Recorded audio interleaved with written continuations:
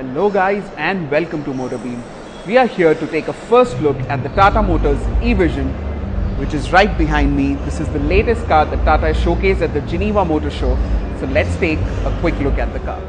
Alright, so let's start with the exteriors of the car. And let me just say that it looks stunning in its current form. Starting from the front, you've got these really slim and smart looking headlamps, which of course are LED, and the grille starts right from the tip of the headlamp and goes all the way to the other side.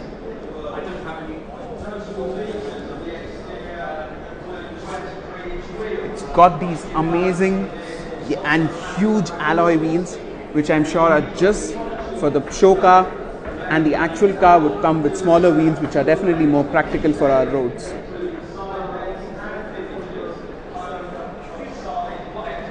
Moving on to the sides, gets these rather smart, however a bit unfunctional outside rear view mirrors,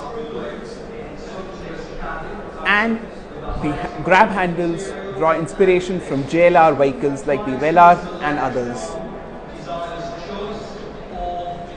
Of course, Tata wants to show that they want to get into the electric vehicle space with this one, and hence this is called the E-Vision, and it proudly gets the EV badge here.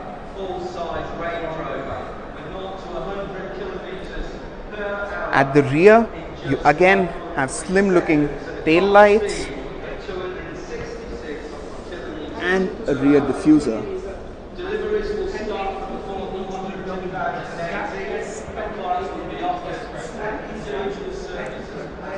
I will just try to show you different angles of the car.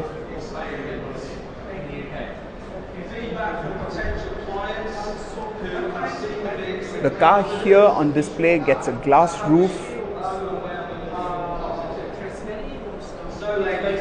You can see it from here.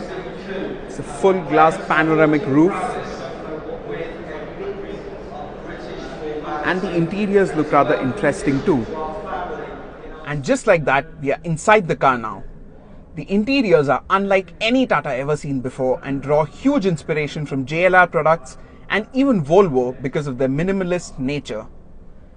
Looking at the steering wheel, it is well contoured and is a flat bottom unit with wood and piano black inserts. The instrument cluster is a full digital unit, which you can partially see from here. The central air vent is rather slim on this concept car, and it just gets a few buttons for the hazard lights, the glove box, the media and the drive modes. Now, one very unique feature which draws inspiration from Ferrari is the passenger display, through which passengers and even the rear passengers can see quite a lot. Again, moving on to the door cards, they look rather premium as well, and they also get really nice speaker grills, wooden insert and piano black inserts. The headrests here also look unlike any other C-segment sedan, whereas this panoramic glass roof liberates a lot of light in the cabin. So checking out the rear seat space, there's quite a lot of leg room here. My feet are very comfortable.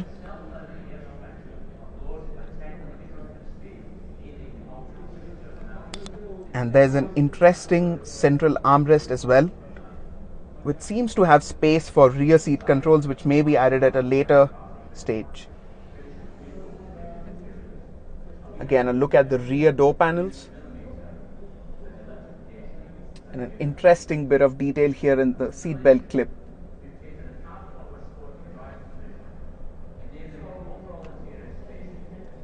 To improve the sound experience, Tata seems to have added a speaker at the top of the roof as well.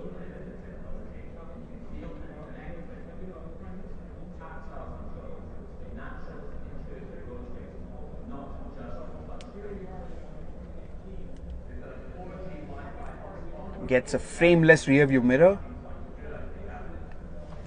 Let's move on to the front seats. Alright, having seen the interiors from the rear seat, let's now jump onto the front seat and take a detailed look at the interiors, because there are a lot of interesting elements in here. Right off the bat, there are electrically adjustable seats, and there's a lot more to the seats. They are ventilated as well, as you can see. Now let's jump in and take a detailed look.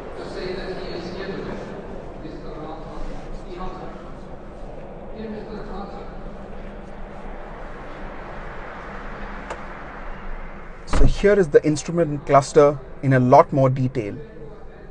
The graphics look rather nice and funky. Has paddle shifters, cruise control buttons around here, and the volume buttons around here. The center console is what is really interesting.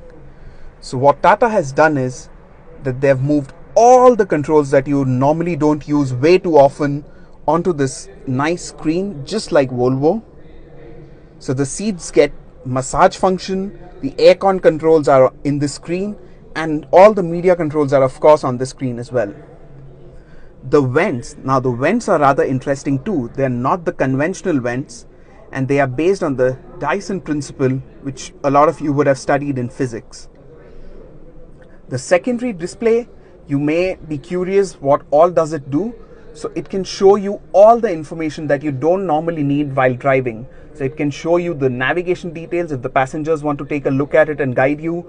It can show you the music information, your social media feed, the weather information, and a lot more information. So it really opens up quite a lot.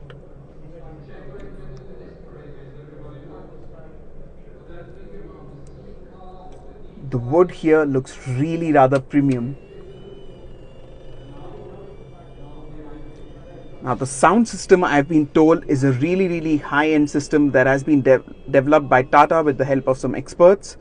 It is not branded like the other cars like JBL or Harman Kardon, but they want us to believe that it will sound really good. Now since all the controls have moved on to the screen, and currently the car doesn't have a gear lever, there's a lot of space in between the front seats. And both the front seats also get a rather comfortable armrest.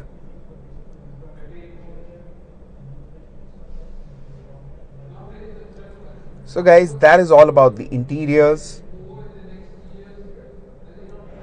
Alright guys, that's it for this video. It was a quick first look at the Tata Motors Evision. If you like this video, press that thumbs up button and subscribe to Motorbeam for more such videos coming from the Geneva Motor Show pretty soon.